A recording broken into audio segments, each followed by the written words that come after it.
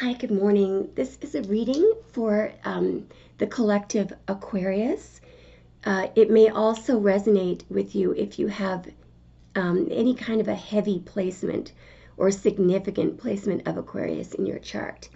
Remember that a lot of you, if not most of you, over half of you will come up as your rising sign or your moon sign. Sometimes your Venus sign in the personal readings. It's really quite incredible. All right, so if you find that the title of a reading immediately resonates and you start listening to it, it's probably for you. That's why you'll hear a lot of readers encouraging you not to get stuck or caught up on your sun sign, all right? So let's get a number for you.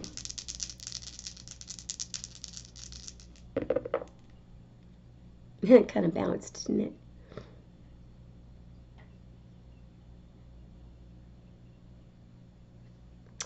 Well, obviously we have a 10, but the really nice thing is I'm also seeing a 6 and a 4. And from my viewpoint right here, I see a 2 and a 2, a 6 and a 6, a 4 on top. I can just see the profile of a 5.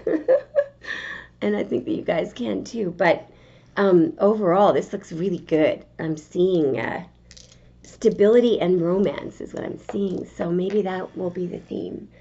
Now, I might switch around decks while we're doing this reading. I think I'm going to start, believe it or not, with the Crow tarot deck. All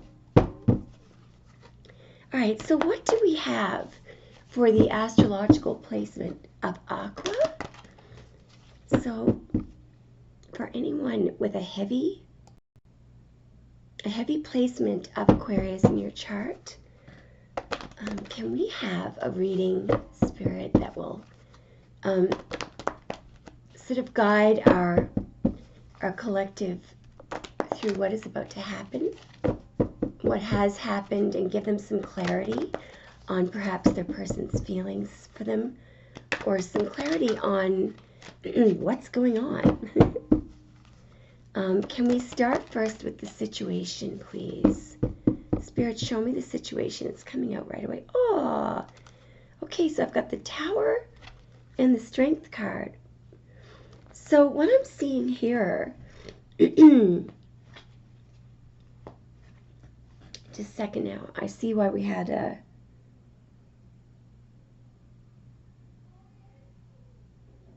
just a moment, guys. You know, it's funny, just as I was glancing over that way, and I just want to show you, there was this die here, this die here, and this die here. So you know what we have there. We have a number 16. We've got 12 and 4, which is 16. We've got the Tower.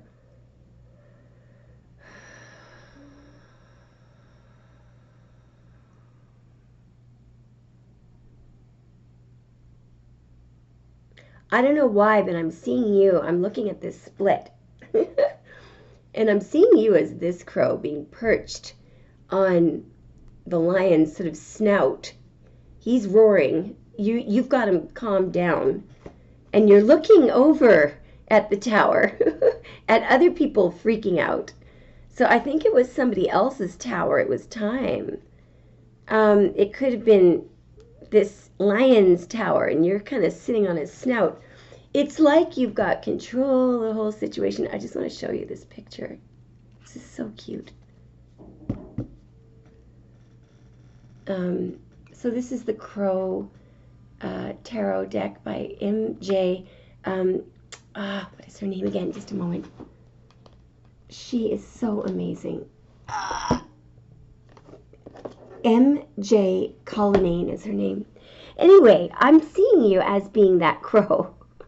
And you're kind of like, you know, perched on somebody's snout. This person is not going to dare go near you. You're not even bothered, but you are looking over at a tower. And I believe it's somebody else's tower. Let me just show you how this split came out. There, you can see, so you can see you there, looking over at that tower, looking over at other people scattering and flitting around. All right, I'm not going to analyze it anymore because we're going to get the next split. This is really interesting, Aqua. It's like you're like, yep, I knew it. I was just waiting for that to happen. Okay, show us more. Oh, wow. Give me a moment here. So what I'm seeing here, I've got the Chariot and the Tower. You could be involved with the Cancer, an Aries, or a Scorpio, obviously, but what I am seeing, I think that that's sort of less relevant to what I'm about to say. Something as a result of this tower, which I don't think was your tower, but you're looking at it, something is coming at you, or somebody is wanting to come toward you at a high speed. They want forward motion with you all of a sudden. Let's get the next split. This is really interesting. So there's the Chariot and the Tower. So this is how it came out. Okay. Like so. Okay. So, and I think I think we're going into the future here right now. Okay, show me more, please. Where is it? It's right there. Wow.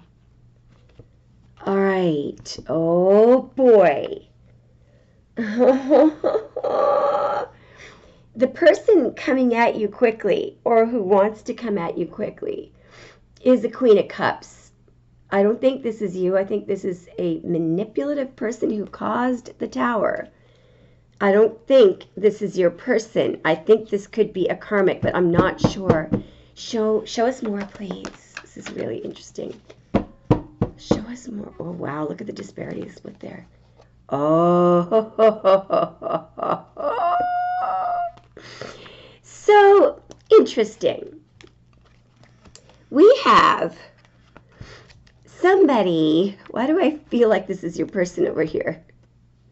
Looking very sorry, very guilty about this person. I still don't think this is you. I think this is a very emotionally manipulative karmic. I mean, just look at the disparity in that split there. All right. I'm just going to let that fall. Okay, Spirit, show us a little bit more. I'm just going to go 1 and 2 and 3. All right. So, Spirit, show us more about this person who feels guilty and the Queen of Cups. Okay, there's 3 that want to come out. 1 and 2 and 3. Oh dear. So I'm seeing you there being very calm and unbothered. Actually, you're kind of looking that way. Here's a giant ending or some movement. This could be an actual move. I've got the World. So this could be somebody who is literally in a different country, a different state. And I have the 7 of Pentacles here. What I'm seeing this is you, Aqua. So you're looking this way, unbothered, couldn't care less type thing. I'm seeing a giant change here. You could have moved. Your person could have moved. I mean, we've got the World. It's either a giant change, an end, a move, something. Quelque chose comme ça, something like that. Over here, I'm seeing the 7 of Pentacles. I am seeing your person looking at the past here, looking down, pausing, really not being very satisfied with where they are or what's happened. And they're looking that way. They're looking at the past. You're just not even looking at the past. You're looking in another direction, remaining calm. Okay, so this could be a little bit, I feel like that was a background filler. Now this could be in the future for some of you. It could be in the past. Okay. Wow. So we have the Knight of Pentacles and the 10 of Pentacles. It looks a hell of a lot like a proposal to me. So this could be your person proposing. I mean, we've got the Knight of Pentacles, generally, which is a proposal. And we've got the Ten of Pentacles, commitment. It could either be, it's a serious undertaking, whatever this is. It could be someone entering a contract. It's a very serious commitment, whatever it is. It could have to do with money. And I feel like at the same time, your person was very slow to come in for you. Yeah. And of course, your person, look at this. Look at the guilt here. So someone is feeling, somebody, and this is, I really don't think this is you. I do believe this is your person, feeling extremely remorseful and guilty about some kind of a major commitment that they entered into, contract, something that once this deal was sealed, it could not be undone. Oh God. Okay, so I mean, this is really very specific what's coming out here. I've got the Three of Cups, Mercury and Cancer, the Ace of Cups, and the Ten of Pentacles. I'm seeing words being spilled. I'm seeing, I'm picking up on this bloody theme again. I'm seeing people working together over here behind your back. Because I'm seeing you in the Ace of Cups. I'm seeing you as being this crow who is dropping the disc into the cup. In other words, you're the one providing, all this spirituality. You're dropping the spirit into that. It's the dove. It's like, you realize this is, it's a metaphor, for the Holy Communion. It's spirit is what you're doing, is you're importing spirit into that cup. That crow that's drinking from the cup is not you. I think that's your person. I think they benefited from your spirituality, everything that you brought them. These people are either your friends or people who were working together, but I do not feel that they were working to benefit you. And over here is this thing that your person undertook, whatever it was. But, it's like you were providing. You were the source of, you were the reason why all this could happen. And what did they do? They teamed up with other people to work against you or went off with the third party. Kelka shows comes, can we have a little bit more of, can we specify a little bit here? Yes, we can. Well, again, some general messages. Again, we've got your person looking at you, you looking in another direction. I think what's happening in this split is that your person is looking back. So this could be anywhere in time. I'll show you. So you know where you are. You are right here, okay?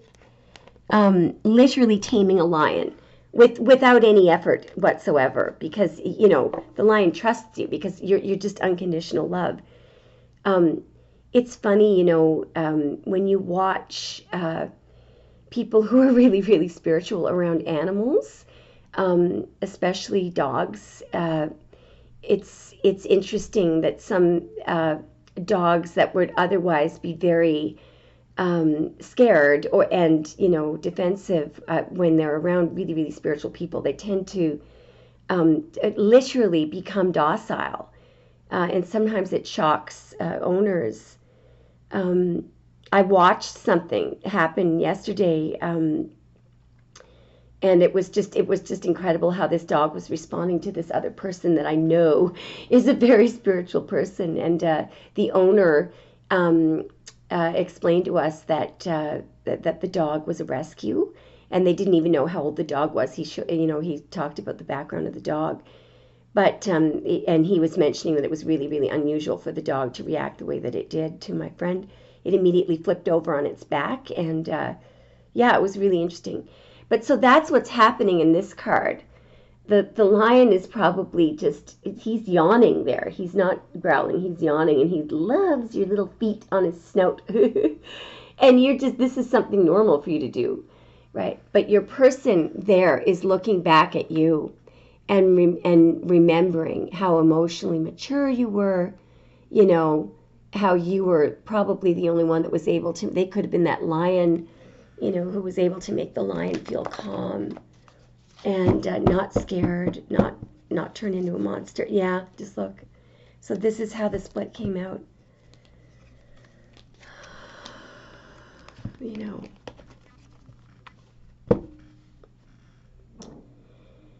And I think what's happening here, I think you are the crow. You're the crow in the larger picture there with the Roman numeral 5 over it.